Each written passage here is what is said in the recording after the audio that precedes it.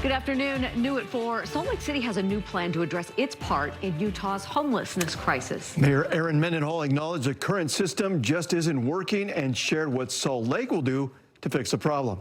News specialist Brian Carlson is live downtown with the mayor, with what the mayor is planning to do. Brian?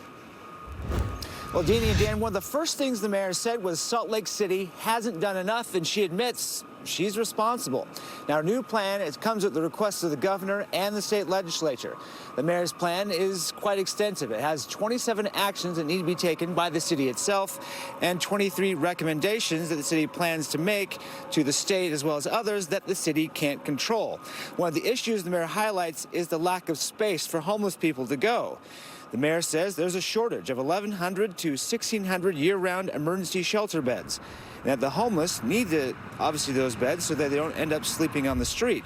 So Salt Lake City plans to give up some city-owned property to build a temporary location for a year-round homeless service campus, and that's just scratching the surface.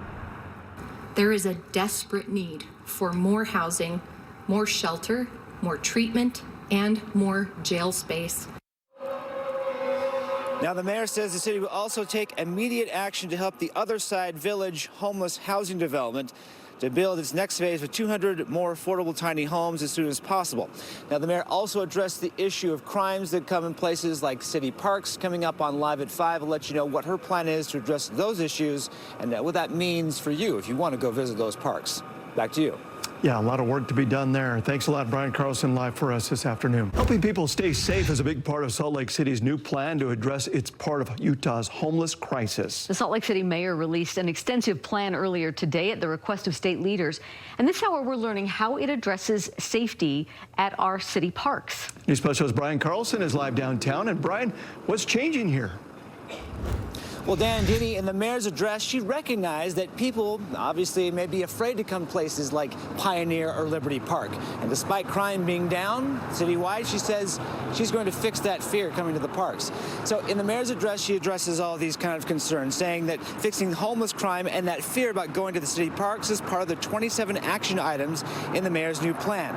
Among those items, the city will increase police presence downtown and in public areas. Part of that is launching a new police division to redirect bike squads and patrols to target hotspots in areas like the Jordan River Trail and the ballpark neighborhoods. She says the city can and will do better making these areas safer. The city will be unrelenting in combating crime and holding those who commit crimes accountable.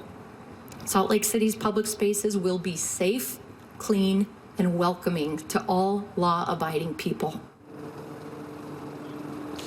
Now, the mayor says they'll also develop an integrated security camera system at city parks, and police will do more patrols at park closing times. There'll also be a rapid intervention team that will get rid of trash and bio-waste.